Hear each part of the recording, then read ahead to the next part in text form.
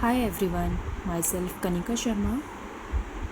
Welcome back to my channel. आज हम पढ़ने वाले हैं डिफरेंस बिटवीन क्रोमोसोमल डिसऑर्डर। इसको पढ़ने से पहले मैं बताना चाहूँगी, हम पहले ही पढ़ चुके हैं जीन्स जेनेटिक डिसऑर्डर।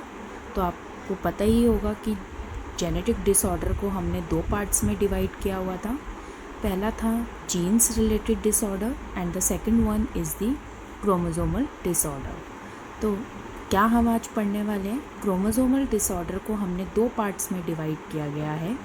पहला पार्ट है ऑटोसोमल डिसऑर्डर एंड दूसरा पार्ट है सेक्स क्रोमोसोमल डिसऑर्डर। तो आइए पढ़ते हैं इसके मेन 4 डिफरेंस क्या रहेंगे। पहला ये डिफरेंस है कि these arise by gene mutation in autosomal chromosomes. तो ऑटोसोमल डिसऑर्डर में सबसे पहला रीज़न क्या रहेगा कि ये जो डिसऑर्डर है ये सबसे पहले कहाँ से अराइज होता है, जीन म्यूटेशन से इन ऑटोसोम क्रोमोसोम्स में। आपको सभी को पता होगा एक ह्यूमन बीइंग में जो क्रोमोसोम्स प्रेजेंट होते हैं वो 23 पेयर्स क्रोमोसोम्स प्रेजेंट होते हैं। Out of 23 there is only 22 chromosome pair of chromosomes is autosome chromosomes and remaining one is left, it is sex chromosomes, right. So ये जो ऑटोसोमल डिसऑर्डर होता है ये सिर्फ 22 रिमेनिंग जो क्रोमोसोम्स में जो डिसऑर्डर म्यूटेशन अराइज होती है जीन की, उसे हम ऑटोसोमल डिसऑर्डर कहते हैं। On remaining one sex chromosomes out of 23 जो वन पेयर रह जाता है उसमें ये क्रोमोसोम्स म्यूटेशन जो अराइज होती है जीन की, उसे हम कहते हैं sex chromosomal disorder, right. Now come to the second one part. This disorder affect both the sexes. ये वाला जो डिसऑर्डर होता है ऑटोसोमल डिसऑर्डर, ये दोनों टाइप के सेक्सेस को अफेक्ट करता है, मेल हो चाहे फीमेल हो।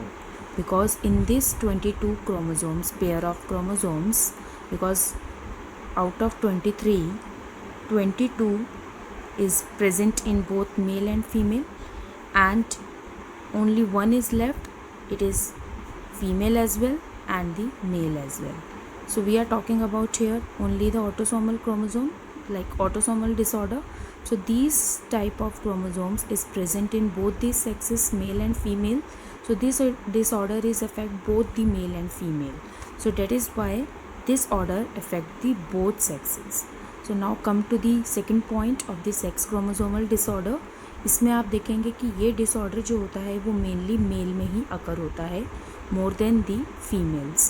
बिकॉज ये पहले ही आपको हीमोफीलिया वाले केस में आपने पढ़ा होगा कि हीमोफीलिया जो कैरियर थी वो उसकी फ़ीमेल थी। बिकॉज फीमेल हमेशा डिज़ीज़ को कैरी करती है या फिर ये डिज़ीज़ से अफेक्टेड होती है, लेकिन male not always carry the disease.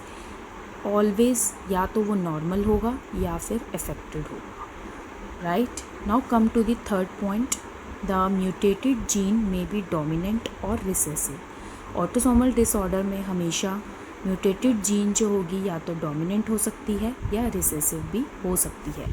लेकिन अगर हम बात करें सेक्स क्रोमोसोमल डिसऑर्डर की, तो mutated gene is always recessive, right. Now come to the fourth one point, the sufferer is homozygous और हेट्रोजाइगस। मीन्स जो सफरर होगा वो होमोजाइगस भी हो सकता है और हेट्रोजाइगस भी हो सकता है ऑटोसोमल डिसऑर्डर में। लेकिन सेक्स क्रोमोसोम डिसऑर्डर में द सफरर जो होगा वो हमेशा हेमीजाइगस होगा। तो यहाँ पे हेमीजाइगस का मतलब हमें पता होना चाहिए।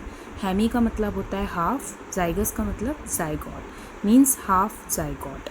तो इसका जो बेस्ट एग्जाम्पल है वो लेनफिल्टर सिंड्रोम है। इसमें आपने हम पढ़ा होगा कि XY होता है क्रोमोसोम, उसके आगे एक एडिशन हो जाता है X क्रोमोसोम्स का, मतलब हाफ जाइगोट का। So this is a addition of the X chromosomes is the Klinefelter syndrome. सो इसी सफ़र को हम बोलते हैं हेमीजाइगस, राइट। अगर आपको ये मेरा difference of this chromosomal disorder ये वीडियो अगर आपको अच्छा लगा हो तो प्लीज़ मेरे चैनल को सब्सक्राइब करें, लाइक करें एंड फर्दर शेयर करें। Thank you very much.